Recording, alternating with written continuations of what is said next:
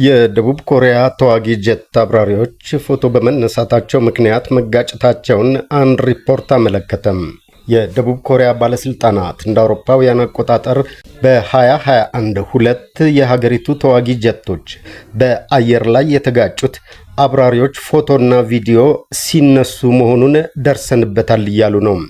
የሴኡል ኦዲትና ኢንስፔክሽን ቦርድ እንደገለጸው ከሆነ ክስተቱ የተፈጠረው ጄቶቹ በማዕከላዊ ዳይጉ ከተማ የበረራ ተልዕኮ ላይ በነበሩበት ወቅት ነው።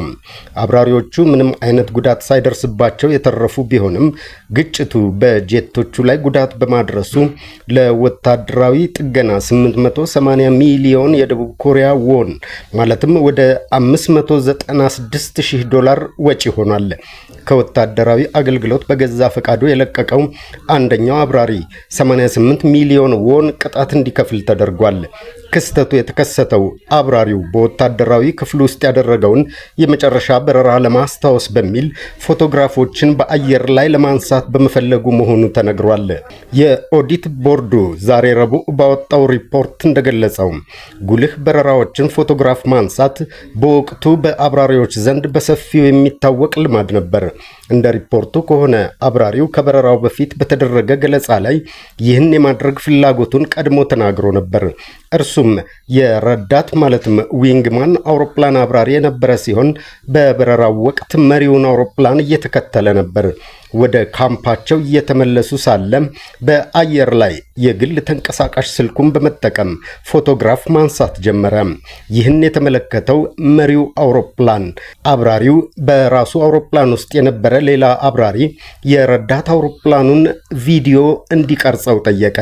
በመቀጠልም የረዳት አውሮፕላኑ አብራሪ በካሜራ በተሻለ ሁኔታ እንዲታይ ለማድረግ ጀቱን በድንገት ወደ ላይ ከፍ በማድረግ ገለበጠው። ይህ እንቅስቃሴ ሁለቱ አውሮፕላኖች በጣም እንዲቀራረቡ አደረጋቸው። ግጭትን ለማስወገድ የፊተኛው መሪ አውሮፕላን በፍጥነት ወደ ታች ቁልቁል ለመውረድ ሞከረ። ነገር ግን ሁለቱ F-15K ጀቶች በመጨረሻም ተጋጩ። የመሪው አውሮፕላን ግራ ክንፍና የረዳት አውሮፕላኑ የጅራት ማረጋጊያ ማለትም ስታቢላይዘር ላይ ጉዳት ደረሰ።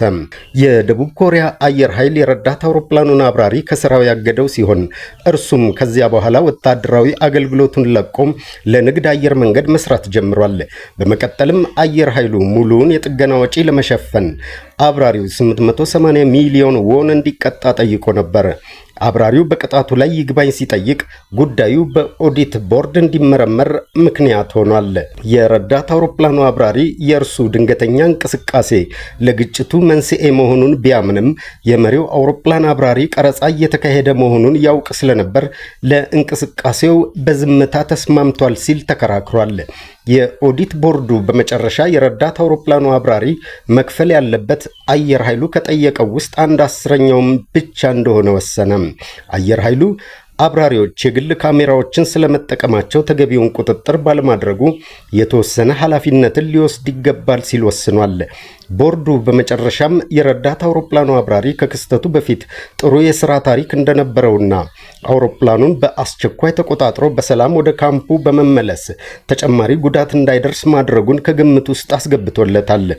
ሪፖርቱ በክስተቱ ውስጥ በተሳተፉ ሌሎች አብራሪዎች ላይ የተወሰደ እርምጃ መኖር አለመኖሩን አልጠቀሰም።